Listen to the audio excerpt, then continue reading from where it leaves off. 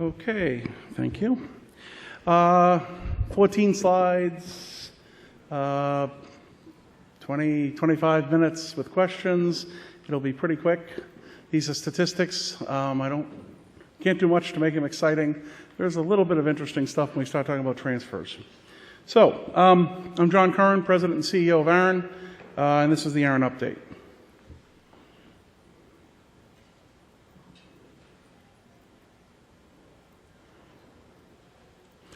I would like the next slide. There we go.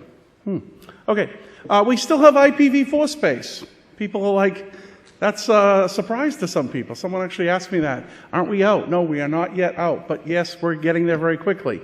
You can go to the ARIN webpage and check. It's always on the front page. Presently, it's 2.60/8 equivalents. So we are going through the inventory. I'll show you about the requests that are leading us to go through the inventory. This is updated every evening, so you can check the local news and then go to ARIN and see how much space is left. Okay, IPv4 address space requests. Now these are requests in 2012 for IPv4, both allocations and assignments. Allocations for ISPs and assignments for end user. These are requests. This doesn't represent the amount, just a ticket coming in. And you can see it's pretty steady over the year. It hasn't changed significantly one way or another. We're still getting requests and we're still processing them. Actual space issued. Now this is a little interesting. Obviously when we issue space as an allocation to an ISP, they get a lot more space than what ends up if we issue space to an end user under an assignment request.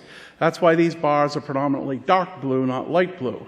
And you can see that we're still issuing space. We still occasionally get very large requests. These bars are calibrated. It says requests on the side, but it's really number of /24 equivalents. And the numbers are actually below. So for example, in May of 2012, you can see we issued 27,000, the equivalent of 27,000/24s of space. So we are going through space. Some ISPs are coming back with very large requests. We will run out. It's very hard to predict when, because one large bar is more significant than the other 6 months on either side of it. So very hard to predict, as Mr. Houston has elaborated on in the past. IPv6, same thing, just lower numbers. As was pointed out in the prior presentation, we have a lot of people in the region using v4. We have an ever-increasing number, but still a relatively small ratio. So we receive requests from ISPs and end users for v4. They're fairly steady. We did see a little bit of push leading up until June of last year. People trying to catch up with one of the World IPv6 events, the World IPv6 launch day. And we've actually seen, even after that, after it dropped back down, we've seen a steady stream of increases in ISPs and end users, but it's you can see it's a very small line of increase. We don't expect to see any surge. We expect, as people get around to doing v6, for them to come in with their request. In terms of the, let me be clear. This was allocation requests and allocations made. So the requests to us are in dark blue, and what we issued or requests that we approved were in light blue.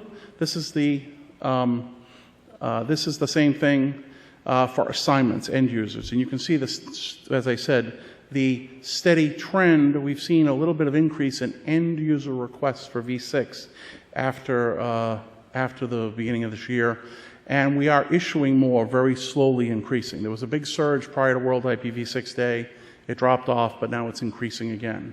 But increasing is linear at best, not even geometric. Okay, IPv4 address transfer market. So this is interesting. We have IPv4 space available. ISPs and end users can request ARIN under NRPM and receive space. We also have a transfer policy, which allows a party to transfer space to a party that needs it. You wouldn't think there'd be a lot of transfers because you have to pay someone for that, and that's actually often significantly more for just requesting space from ARIN. Having said that, we still see transfers going on, even before we've run out in the region. We're seeing transfers for two reasons. First one, bankruptcy related. When an entity goes bankrupt, it wants to value everything that it has put a price tag on every bit of it, move it out the door, and dissolve. So we see transfers as people get that valuation. Large underutilized blocks. Some folks have woken up and said, wow, I have 65,000 addresses from my community college of 600 people. I might have some unused space, or I have millions of addresses. I have 16 million addresses, and I can't conceive of us ever using more than 200,000. Some of the organizations that have very large, particularly classful assignments, are now showing up and saying, I've arranged to break it up and transfer it to other parties.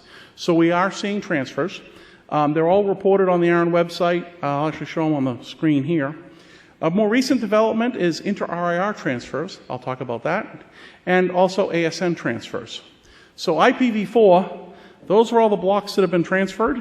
They're available at that URL every day. These, you can go look up the Whois record and see who they ended up with. If you put in a request to receive an address block from another party, we actually contact the other party. No matter who initiates it, we contact the other one. We make sure the request is valid. We say yes a lot of the time.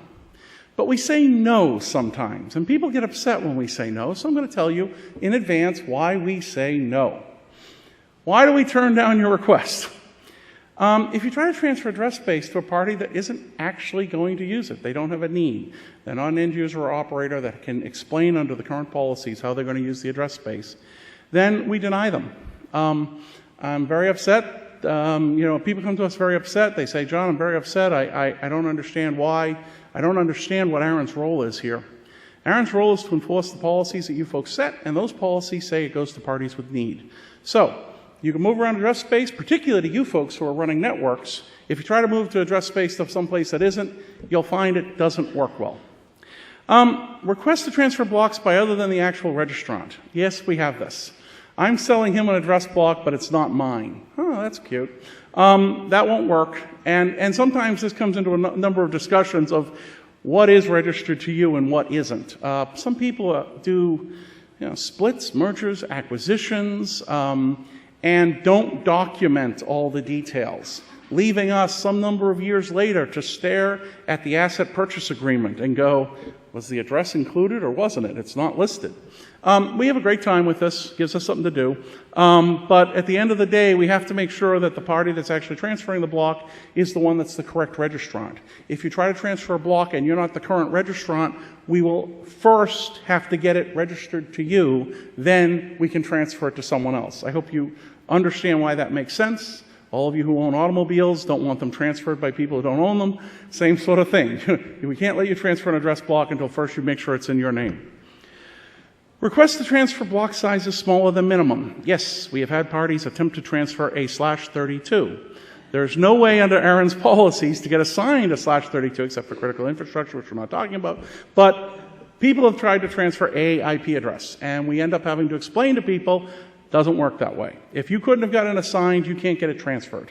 So you will get denied in that case. And request for transfer of blocks larger than needed by the recipient. Transfer policy says 2 years worth of need. We look at your run rate. You can transfer up to that. If you try to transfer 10 years worth of need, we say, no, I'm sorry, the policies don't allow that. Okay, inter-RIR transfers. We now have inter-RIR transfers. ARIN has a policy, and APNIC has a policy which actually is corresponding to that. When RIRs have corresponding inter-RIR transfers, it's possible to do the same thing, only to another region. We've had 6 blocks all transfer to APNIC. Those are the dates of the transfers in the block. We've actually had parties inquire about transferring the other direction, which I find interesting. I didn't expect to see a lot of address space in APNIC, but occasionally there's blocks there that aren't being used, and there's parties here who might want to use them, and it can go either direction. But we've seen 6 go in that direction.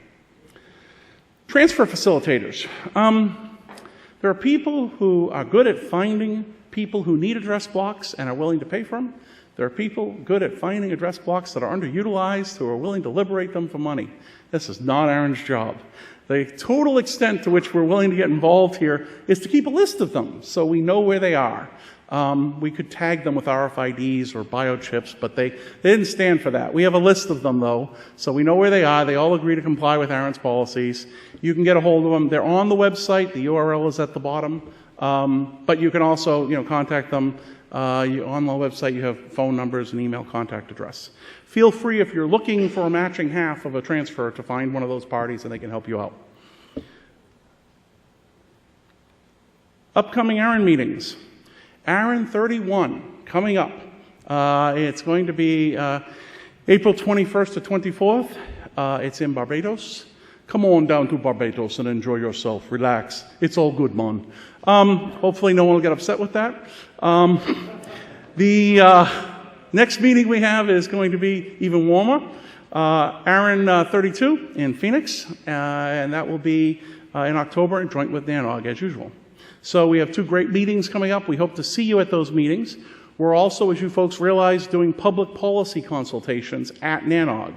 So you have the ability to comment on policies. All the policies go up in front of these two ARIN meetings.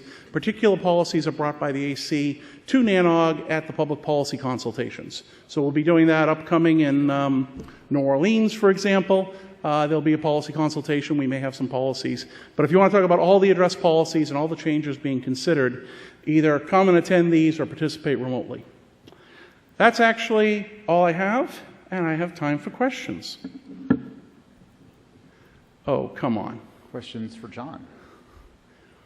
You guys have a lot of questions when I'm not standing here, so let's try to get some of them out now. Yes, center microphone. Lee Howard, Time Warner Cable. I'm very interested in the transfer market. I've done some investigation. I've talked to several folks who are parties in the market, and I've been trying to do a lot of research that I've been also trying to bring here and talk about. I wanted to ask you about a rumor I heard. Mm-hmm. Sure. Somebody suggested that the NSF said that you don't have to pay any attention to ARIN. And I said, that doesn't sound right to me, but I know who to ask. Sure. That's actually a great thing to raise. So prior to ARIN's formation, there was a cooperative agreement called the InterNIC. For those of you old like me, you remember that. It included the IP address management and the domain name addresses. Actually, it originally included information services, and it was done by a bunch of people. Eventually, it ended up being done predominantly by Network Solutions. And in 1997, there was a decision that that would move out of the Internet contract and would be done by a community-based association, just as it's done in RIPE and APNIC. So we formed ARIN. The NSF said, you now should continue with this function, go forth and issue IP addresses. And we've been in formation since December 97. So someone wrote the NSF and asked, I don't know whether my rights can be affected by ARIN. I was issued addresses under your cooperative agreement, and how does ARIN apply? And the NSF General Counsel wrote back and said, we don't really see how anyone can affect your rights. You were issued addresses. So, consult your own attorney, but we don't see how this could affect you. Your rights could be affected after the fact. That was issued. It got some press, so on and so forth. Subsequent to that, I wrote a letter to NSF. It's actually on the ARIN website under the legacy agreement. If you go to the FAQ at the bottom, you'll see all the links to all this.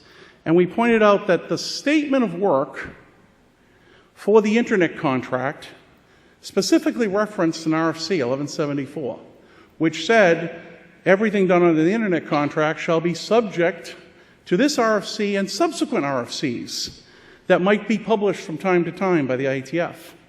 Well, so if it turns out that that statement of work said that, it was kind of overlooked by some people, the subsequent RFCs, like RFC 2050, are applicable. And in fact, RFC 2050 was adopted before ARIN was even around. And in fact, when it was adopted, it said it was a statement of how the InterNIC issued address space, not how ARIN issued address space. And it actually changed the rights of everyone who had been issued address space prior. So this is all explained. There was also another little detail, I guess, which was important, which was that it's not the NSF's job at this point to talk about that. The Department of Commerce, NTIA, and the White House, the Office of Science and Technology Policy, are the lead agencies. And this was all pointed out to the NSF, and the NSF came back with a letter, which was also online, that said, yeah, not our job, we're sorry. Ignore what we said, thank you. Go talk to Commerce. And the Department of Commerce actually issued in December a statement on Internet numbering principles, which says they believe in the open and transparent, bottom-up, multi-stakeholder processes. They support the RIR system, and they support ARIN and the policies and procedures that come out of ARIN, and that we are the regional internet registry for Canada, US, and parts of the Caribbean. So there was a letter. It's since been amended by NSF, and then NTIA pretty much had to step in, and they sent out a very clear clarification. It's at this point, as we've said before, if your IP resources are registered in this region, they're in the ARIN database, the policies that you guys set apply to all those addresses. Long answer. Thank you for asking. Okay. Over there? Right, Mike. Dan McGinn, Pure One Networks. Yep. Just wanted to say that it's great that you're talking about all this IPv6 adoption. And one thing that's interesting to me is as I'm planning rolling it out to many sites, in IPv4, the minimum allocation is like a /24, and IPv6 /48. And yet I'm hearing, as I'm planning out, building out my cities, I need to assign blocks of a certain size so that I can traffic engineer. What is the minimum size as a consensus from all of the operators that you're aware of that they will accept advertisements from? Because I've been hearing that certain providers like Verizon will only accept advertisements /32 or larger. I was wondering if you were aware of anything along those lines, or if there's a consensus, and then if anybody disagrees with what you say, feel free to come up and comment. Sure. So I can tell you all about what address space you can get from ARIN as an end user and ISP. And end users are pretty simple. ISP a little more complicated. We talk about number of serving sites and the size of each serving site. And actually the little help desk right outside that door has some very good people who will help you with that. But ARIN doesn't actually set policy on route filters. That's very much each operator's practice. And that's a good thing, not our job. So there's no consensus that I'm aware of on announcements or announcement filtering. I do know that because end users were receiving /48s, many people accept /48s for end users because you could get an end user coming to you who already has a prefix. But for ISPs, there's no convention to my knowledge. That's a the best practices in that area are an open question and something that this room could discuss at some point, but not something set by ARIN.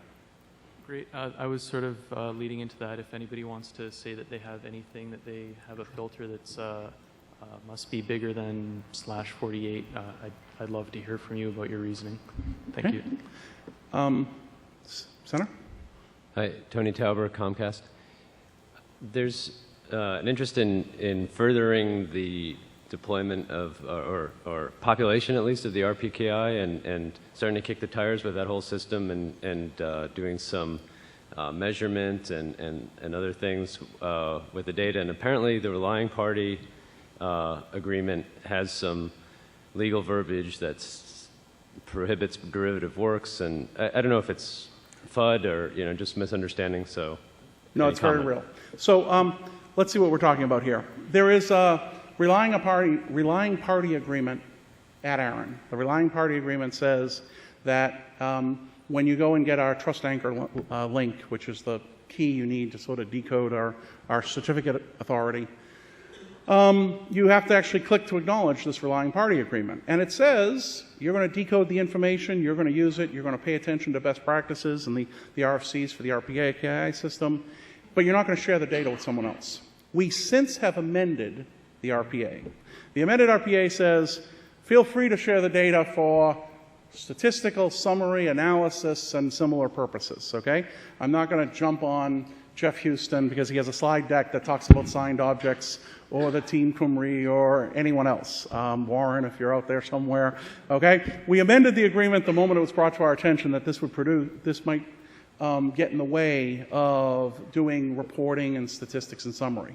However, it's still applicable with respect to redistributing the information. And the reason for that is because a lot of parties need to make sure they understand the liability they're accepting if they process RPKI data and then they build a filter list in real time and share it with someone else. The party at the other end needs to understand the constraints on the whole system. And so we do not allow redistribution. We'd like them to go get the trust anchor and acknowledge the agreement, and that would solve the problem. So the one thing that came up just recently was a presentation in the security track the other day where about some extensions, an idea to do some extensions in RPSL to put some statement about the validity of the route object and this kind of thing. So, and I've actually heard of the work. So the thing to think about is, at the end of the day, a party that does that regeneration of information is in a sort of high liability situation. If they generate things incorrectly, they has consequences. If someone believes that their agreement with ARIN gets in the way and they want to set up a commercial service to do this, I am happy to have the discussion, and as long as they understand the implications of indemnifying us and accepting the liability of redistributing, then we can figure out a way to make that work. But I want to actually talk to someone who's legally responsible for the company and not someone doing a click acknowledgement on our website. So if you think you actually have a service that's in the way, come and contact me. The one or two people who have, after they talk to their legal teams, gone screaming into the night. So, but if you've got one, come talk to me. I'm happy to change it. We just want to make sure the company acknowledges what they're doing. So if it were an IRR operator, they would have to do that. We're happy to change it for an IRR operator that knows they're accepting this liability. Sure. Okay. Thanks. Not trying to get in the way of this. We're just trying to make sure everyone who's using the data adheres to the IETF RPKI framework, which has very significant constraints on liability. Thanks. Yes, Lee. Lee Howard, Time Warner Cable, is going to respond to the question about filters on prefix length. That I do not believe, as you said, that there is a consensus on appropriate length. Sounds like an outstanding question for best current operating practice, and if only there were, hey, wait, there is a forum where those sorts of things might be discussed. Bring it there. Okay. Last question. Microphones are closed Yes. after Sam. Sam Weiler, Sparta. So you mentioned you'd be happy to talk about this with an IRR operator, except many of those are run by academic institutions and other folks where the folks running it may not be tied high enough up in the organization to actually accept liability, and that org may not really care on its own enough to accept the liability. This seems like it's getting in the way of cool operational reality. The IETF framework for RPKI, for PKIX certificates, states that the party should recognize that the CP and CPS are not inherently binding agreements and that they should review the responsibilities and implications, and it's intentionally not a legal agreement. That would be something that they would accept as a relying party agreement. We're complying with the framework that was set up by the IETF.